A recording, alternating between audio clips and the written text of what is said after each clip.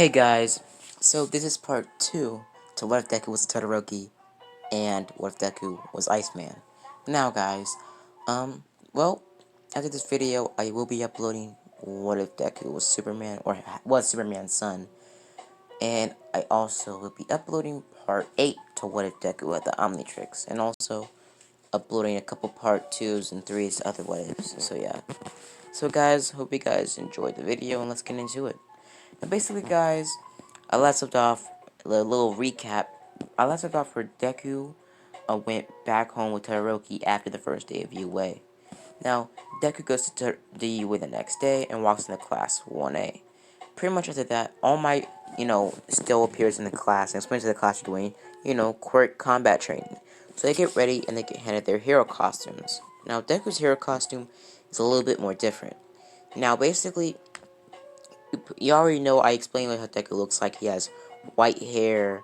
He has, I'm pretty sure Deku has red hair with white bristles, or white hair with red bristles, but don't know. Basically, Deku, pretty much his hair costume's a lot more different, and it shows more of his skin, so his ice, the ice part of his, the body, his ice skin is more exposed. So, Deku's hero costume is going to be this red and black hero costume. Something like this. Like in the, I don't know what comic book this was in. This hero costume right here. Now basically, Deku's hero costume looks exactly like this. But the red is replaced with a green, and the X is still an X, but all the red in his outfit is replaced with a green. Now basically, oh sorry guys.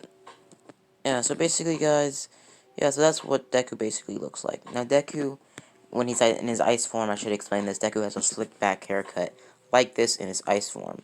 So basically Deku is, in his ice form, and he has, his ice skin exposed as he's in his outfit. So Deku never really has his, human skin exposed or, just there half the time. Half the time Deku is in ice form because he thinks it's so cool. So half of the time, when Deku's in his hero costume, or all the time, he's going to be in his ice form. So, his ice, suit is ice proof, and he pretty much, can't be frozen solid or, burned. So Deku's hero costume is impervious to any type of ice attacks or any type of fire moves. So Deku's suit is fireproof. So, pretty much Deku, gets ready, and pretty much they get started. Deku's teamed up with Chaku, and actually, Ida is replaced. Sorry guys. So Deku was actually teamed up. Yeah, guys. I was gonna think about. Yeah, guys. So Deku's teamed up the same. Now with Todoroki's whole entire fighting thing still happens the same. So Todoroki's side of the story hasn't changed that much. So basically, yeah. So basically, Deku, pretty much tells Ochaku to hold off Ida while I take down Bakugo. Him and Ochaku go different ways, and pretty much Deku starts running off. Deku runs off left and right, eventually getting to a certain point where he sees, a Bakugo in the hallway. Bakugo's looking around and he sees Deku, and pretty much he says, "You think you're so special because you're number two hero's son, huh?" Pretty much Bakugo just feels like, Deku just thinks of himself, higher than Bakugo. Pretty much, Bakugo still calls Deku and Todoroki icy hot, 2 and 1. So basically, Deku, you know, pretty much doesn't take this lightly because Deku, isn't so kind or isn't so, Deku isn't a pushover in this what if. And most of my what ifs, Deku was never really a pushover, but he's not, Deku never really plays any games. Deku always beats up his opponents. So Deku basically, is like manga Deku. Like straight up, he doesn't care what the Bakugo says. Because, he doesn't care what Bakugo says because, he thinks he is better than Bakugo, basically. Basically, he runs towards Bakugo. Bakugo goes for a huge explosion towards Deku. Deku dodges it, freezing Bakugo's arm, or the gauntlet in his, the sweat in his gauntlet, making his gauntlet useless, and pretty much grabbing Bakugo by the throat and chugging him through a wall, knocking him out. Seemingly, Bakugo gets back up and throws another explosion towards Deku. Deku takes it like a champ because of his ice body, and pretty much grabs Bakugo by the head, slamming him through the wall again, another wall. So basically, they start fighting, doing fist fights, punching each other in the face left and right. pretty much Bakugo gets the upper hand and throws a huge explosion at Deku's hoo-ha, and pretty much Deku falls into, into a crater that Bakugo made. So Deku gets back up. He does not really getting phased that much because he has ice. He has an ice body right now. He's pretty much invulnerable at this point. Pretty much Bakugo sees this opportunity, so he takes out the gauntlet that's frozen and pretty much slams it against Deku's forehead, breaking Deku's ice skin, and pretty much transforming Deku into his human or his flesh body. So Bakugo starts throwing explosions, seeing this as his chance to take real damage on Deku, but Deku uses his second to transform and switch on to his fire side. So guys, basically Deku goes into his fire form and lets out a huge burst of fire, pushing Bakugo back, burning him a little bit, and knocking out Bakugo cold. Pretty much, winning the fight. Deku flies through the roof and over the ceiling, all the way up to the top, right where Ida is fighting Ochaku.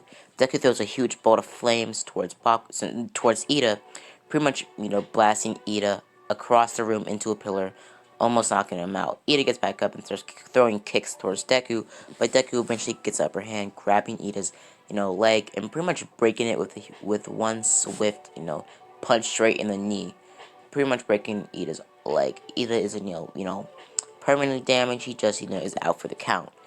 Deku, seeing that Ida's on the floor, he doesn't stop there and grabs Ida from the collar and pretty much throws him into the ceiling, making him fall down into the floor. Deku flies towards the bomb, grabs it, and wins. So basically, they do take a little bit off of Deku's points because he was still in his fire form, and fire automatically, erupts a bomb. But yeah, so basically, all together, guys, Deku gets a pretty good score. So yeah, guys, so basically, Deku gets a pretty good score altogether. Deku gets a pretty good score altogether, and well, goes back home after that. So basically, Deku goes back home, and well, it's a pretty good day altogether. So Deku basically, starts training a little bit, and basically Deku gets a phone call from Dabi.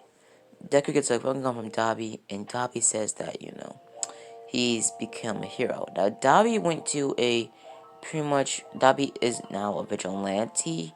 Now, Dabi is still a villain, but he's a double tag.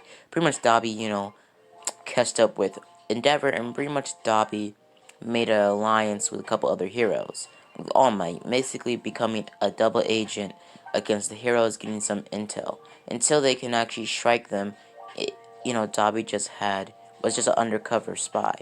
Now, Dabi will eventually try to make other villains heroes, like, Toka because in this universe, the ship, now, I think I'm pretty sure that no one really commented down a ship for this what if, but Deku is going to be shipped with Momo. So yeah, so basically Deku's going to be shipped with Momo, and Todoroki is going to be shipped with, Mina, yeah, Deku's going to be shipped, Todoroki's going to be shipped with Mina, and pretty much, Kirishima, for Kirishima, he's basically just going to be shipped with, whatever, a female Denki, okay, no, Denki's a girl in this what if, okay? So yeah, so basically, Dabi would try to turn, well, Toka to the good side. So yeah, so guys, pretty much, Dabi explains all of this to, Deku,